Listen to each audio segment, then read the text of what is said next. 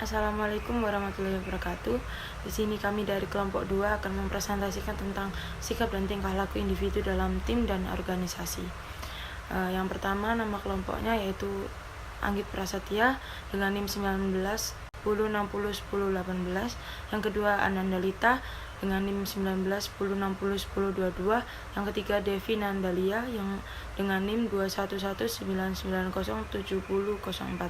Yang keempat, Hilda Amalia Farista Devi dengan NIM 211990 7014. Individu dalam organisasi, yaitu perilaku individu dalam organisasi adalah bentuk karakteristik individu dengan karakteristik organisasi setiap individu dalam organisasi. Semuanya akan berperilaku berbeda satu sama lain, dan perilakunya adalah ditentukan dengan masing-masing lingkungan yang berbeda. Individu membawa ke dalam tatanan organisasi kemampuan kepercayaan pribadi, pengharapan kebutuhan, dan pengalaman masa lalunya.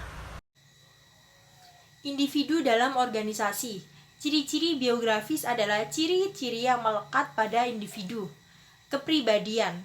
Ada sejumlah atribut dalam kepribadian. Ada 3 poin, yaitu yang pertama, daerah pengendalian, yang kedua, paham otoritarian, dan yang ketiga, orientasi prestasi.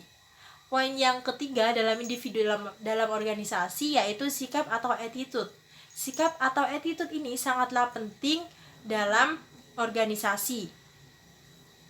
Karena dalam sikap atau attitude bisa mengakibatkan sebuah efektif kognitif dan psikomotorik dalam organisasi.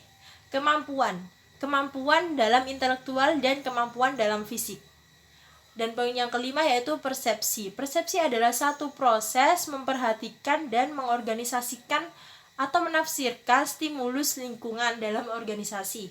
Dan yang keenam, belajar.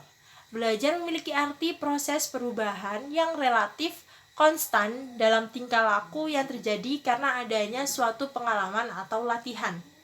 Jadi ada 6 poin dijelaskan dalam individu dalam organisasi. Poin-poinnya yang pertama, ciri-ciri biografis, kepribadian, sikap atau attitude, kemampuan, persepsi, dan belajar. Menurut para ahli, Toha tahun 2009 menjelaskan perbedaan perilaku manusia beberapa aspek mendasar sebagai berikut. Yang pertama, manusia berbeda perilakunya karena kemampuannya tidak sama. Yang kedua, manusia mempunyai kebutuhan yang berbeda untuk mendapatkan suatu hasil tertentu, misalnya mendapatkan hadiah, mendapatkan upah, dan dikenal dengan atasan yang menarik baginya karena sesuai dengan tuntutan kebutuhan.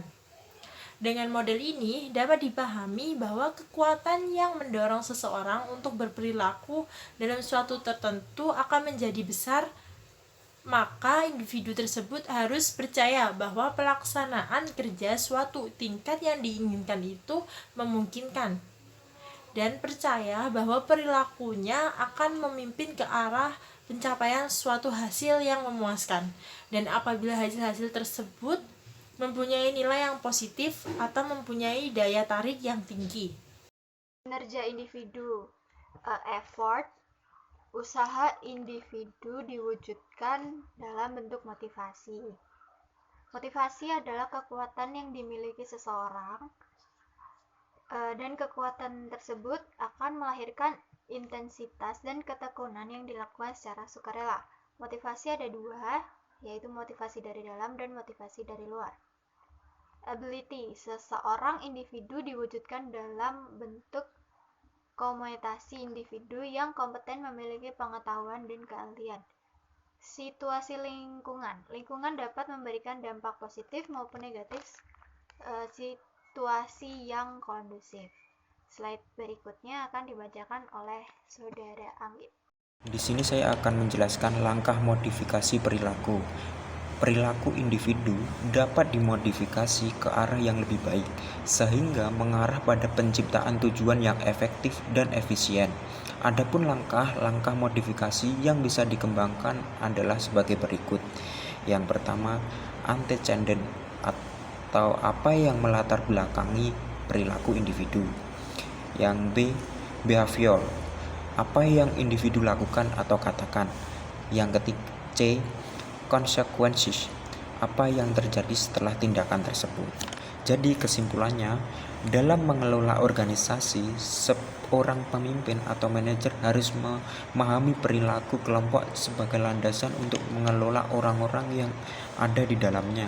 Masalah perilaku individu maupun kelompok merupakan salah satu masalah yang amat pelik yang selalu dihadapi oleh semua manajer di berbagai organisasi. Oleh karena itu perlu sekali mempelajari dan memahami agar tujuan organisasi dapat dicapai secara efektif dan efisien. Mungkin itu yang bisa saya sampaikan. Bila ada salah kata maupun perbuatan saya, mohon maaf. Billahi fisabilil haq wastabul khairat. Wassalamualaikum warahmatullahi wabarakatuh.